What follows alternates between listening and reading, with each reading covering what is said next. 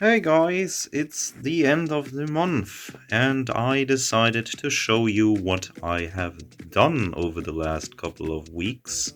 I have basically primed a bunch of models that are still unpainted. I just want to ensure that I slow and steady, yeah, get my stuff painted because I want to play games with painted miniatures, and yeah, having something accomplished over even a longer period of time is quite rewarding. So let's just start with the big one. I have finally finished Bastion Carfalos. At least to me, he is finished. Um, as I mentioned, there was this huge mistake that I made when I was building this miniature.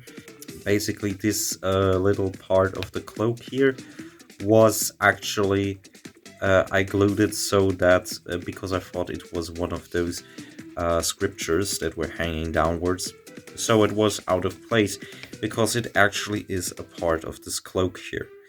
And yeah, this being worked, the fact that this works is very satisfying to me. I think I actually have more than enough Stormcast Eternals for a fun, bigger, more elaborate campaign, but yeah, time will tell if I actually do this. Now, the next on the list are these four little bodies here. The last remaining members of my Squig unit. There are actually two more miniatures that I need to paint up. These two guys, basically someone with a mushroom to date them, and a musician, which is a miniature that I really, really like, and I think it could very well be repurposed as an actual musician for the goblins that I already have. Naturally, I wanted them to be blue skinned as the rest of my goblin forces, but unfortunately, one of my paint pots that I've used to accomplish this blue color has dried out. I actually noticed that I could still paint the teeth of the unfortunate goblin that's getting eaten here. Uh, Maybe if I bother, I will do that in the future, but for now, I count these as finished. What I do regret is that I have decided to pick three squigs to paint red and blue. Only once I have already done this, I realized that I wouldn't get an even number of colors across the board. So I eventually decided to just color the remaining four in, yeah, whatever color I could think of. I knew I wanted a good contrast for my blue one, so this one um, had to be orange. And the rest, yeah, I just picked whatever I felt like. If I would do this again, I would probably just pick a pair of two miniatures and then paint them the same color, because that way you will get an even number of squigs of the same color. But yeah, even though the two commander models have yet to be painted, I have a colorful bunch of squigs now. Led by, I already showed this one, but this is actually a kit bash with a little bit of green stuff that blends in quite well, at least for someone that has not had a tool. I didn't have a tool to really sculpt this, so I had to use my bare fingers and paintbrush tips to put this in place.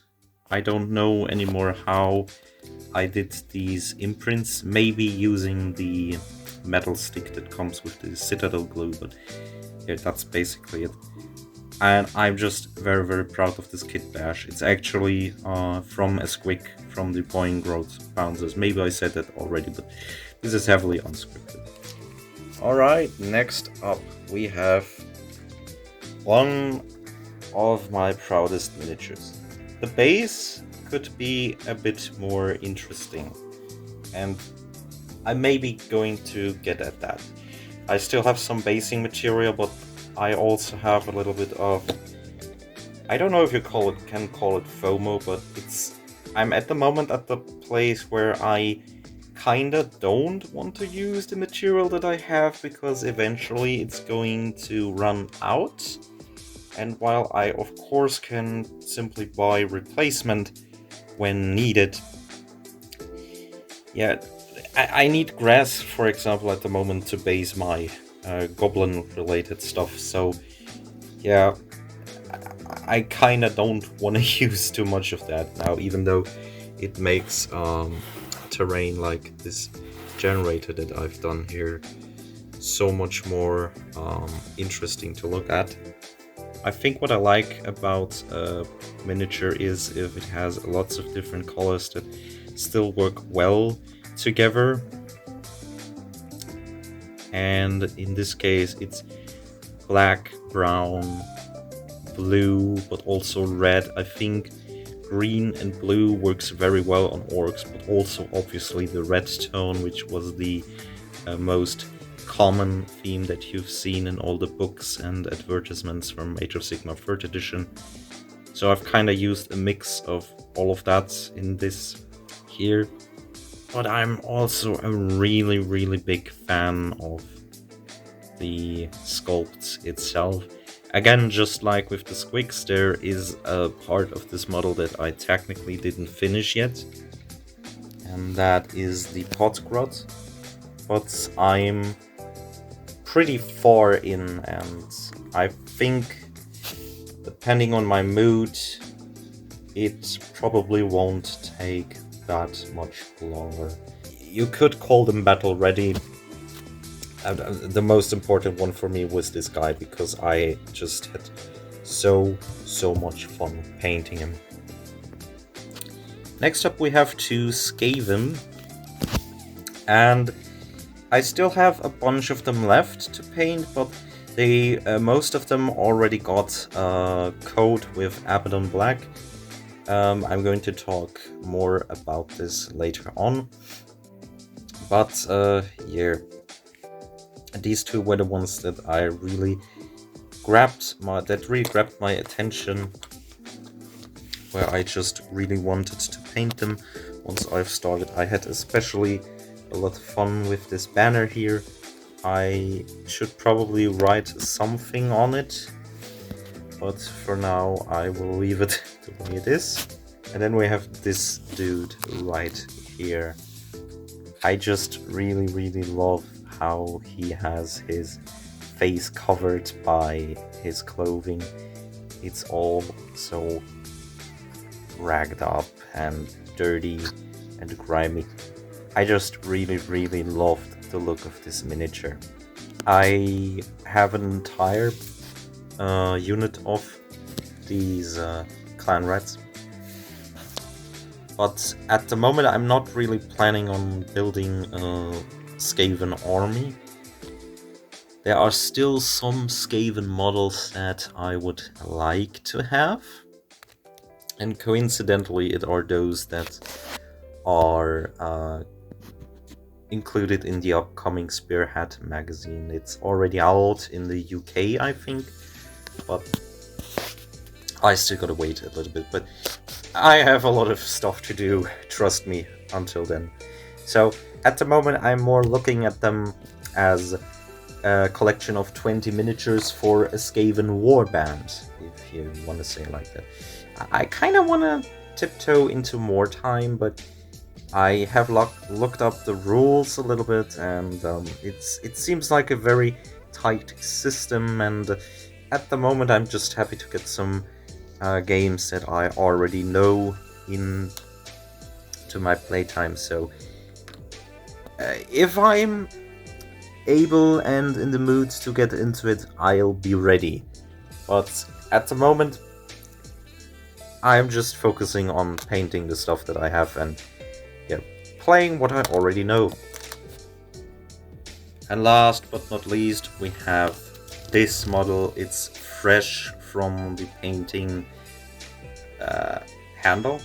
No, it doesn't fit on my handle. It has a base that is too big, but this is the winged alpha miniature from the Tyranid Combat Patrol. I got it from the first issue of the Combat Patrol magazine.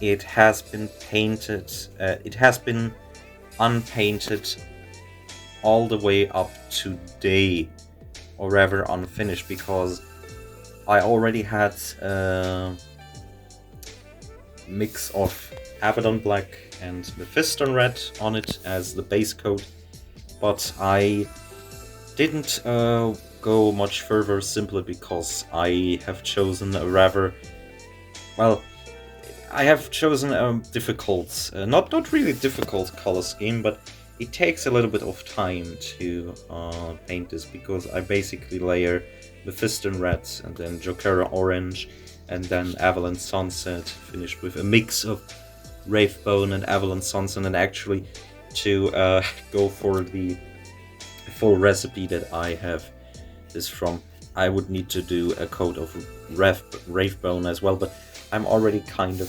pleased. I really like this color scheme, so this is where it ends.